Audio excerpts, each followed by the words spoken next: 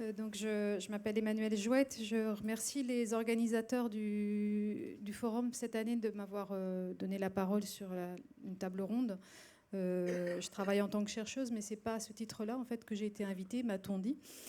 Mais plutôt pour vous faire part effectivement d'une expérience plutôt intérieure et personnelle de rétablissement. Et aussi de quelle est l'invitation qui a été pour moi et ce qu'a été pour moi l'invitation de troubles en fait, de troubles de santé.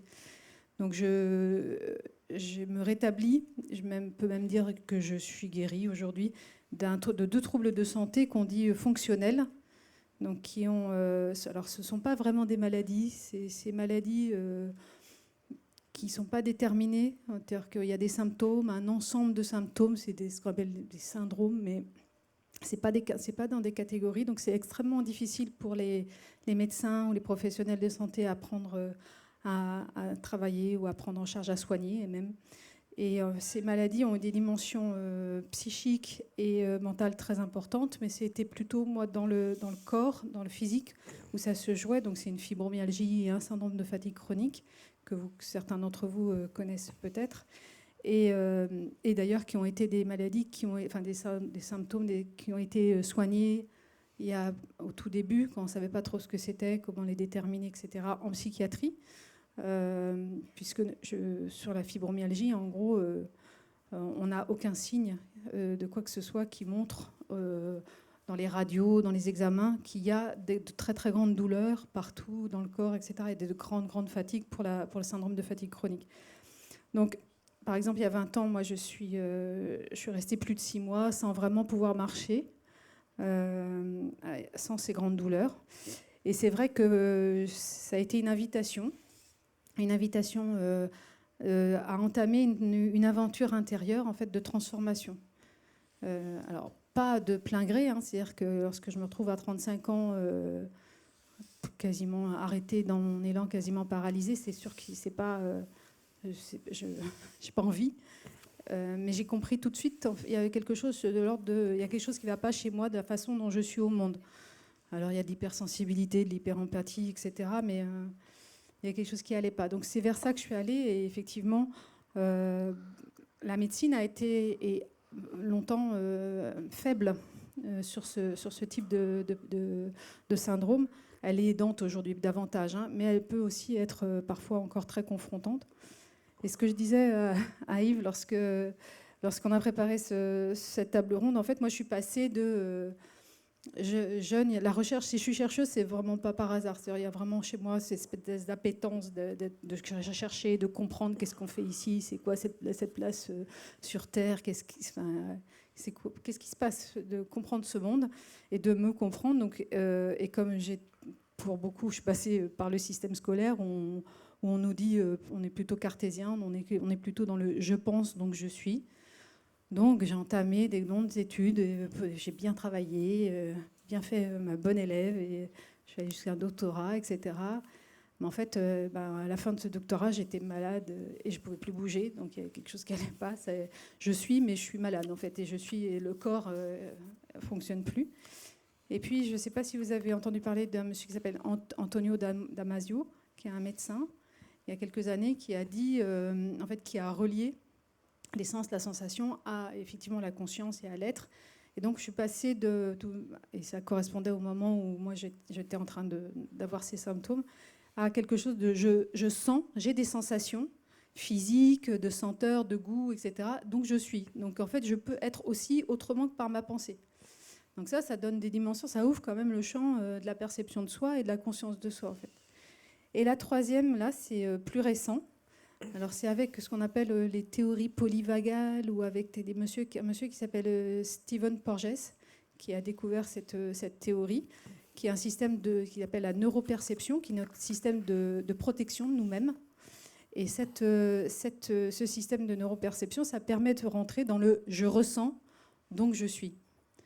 Donc en gros, il y a une espèce de chemin comme ça, de passer de « je pense, donc je suis » à « je sens, donc je suis » et « je ressens, donc je suis », qui permet en fait, petit à petit, d'aller du côté des émotions, de l'accueil des émotions, de faire ami-ami avec ce qui se passe à l'intérieur, de commencer vraiment une aventure intérieure. Comment ça marche en fait? Comment ça marche ce truc-là?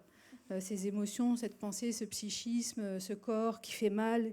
Et comment on fait avec? Et c'est vraiment cette invitation que moi m'a permis d'aller en fait, permis d'aller le vécu d'une expérience de maladie extrêmement douloureuse. Et je voulais rajouter plusieurs choses. Moi, je pense que la présence, ce que vous faites, en fait, ça montre aussi l'importance de prendre en compte d'autres dimensions que celui de la pensée, etc. Enfin, dans les rétablissements, que ce soit pour des troubles de santé psychiques, etc., ou des troubles de santé physique. Donc, c'est vraiment essayer on est beaucoup plus vaste qu'un simple psychisme ou une sphère émotionnelle ou un corps, etc. Et comment on fait en fait dans certaines pratiques la possibilité de mobiliser autre chose que le mental, parce qu'on est très très bloqué dans notre tête, hein. Et c'est vrai que sa présence en fait ça change tout. Et je voulais ajouter ça dans les d'autres dimensions. Moi je sais que je me suis rétablie beaucoup dans les dernières périodes là par la danse, par le mouvement. Donc en fait, c'est chacun, on doit pouvoir trouver un moyen qui nous permet de nous rétablir et de nous sentir voilà, autrement. Et ce que vous disiez, ça passe pas forcément par la parole en fait. Et la danse, le mouvement, est vraiment sont des pratiques essentielles dans ce qui fait qu'on est être humain. L'homme a toujours dansé en fait. Ça, on mange, on a des besoins fondamentaux. Et la danse, pour moi, c'est vraiment un besoin fondamental. On le voit les trans, les danses anciennes, ça existe toujours. Et en fait, l'homme a toujours dansé pour se soigner, pour se connecter, pour qu'on puisse se connecter entre nous, pour se protéger. Quand vous voyez symboliquement, vous savez, les Australiens, qui font des rugby, qui font leur haka, etc.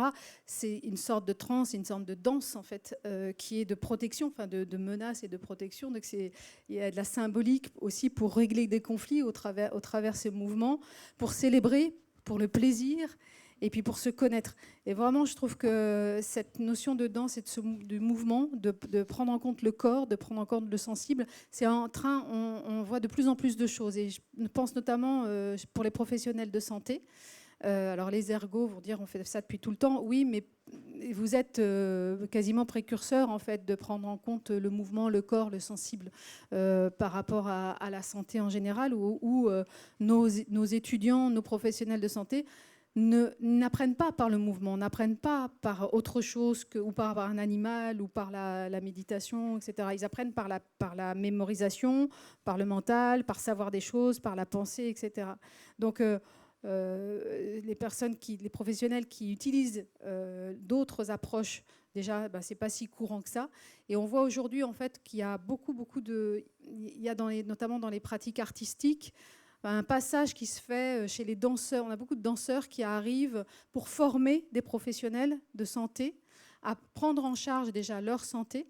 Alors, pour pouvoir justement, au travers de l'expression corporelle et aussi par la méditation, par ce qu'on appelle la prise de conscience par le mouvement, des méthodes que vous connaissez peut-être, Feldenkrais, Alexander, tout ça sont des méthodes en fait de prendre soin de soi autrement que par des thérapies ou par le mental, etc. Et où la place en fait du corps, du mouvement, est rééquilibrée par rapport à la place de la pensée et du psychisme. Et vraiment, c'est une invitation, je trouve, et qu'en ce moment, ça bouge, c'est le cas de le dire, ça bouge beaucoup sur tout ça, et que j'espère que la prochaine fois, on dansera au Forum Rétablissement, parce que rester 8 heures ou 6 heures assis, bon, il faut que ça change, monsieur Gibbon. Oui, mais non, mais il faudrait qu'on puisse lever les fauteuils.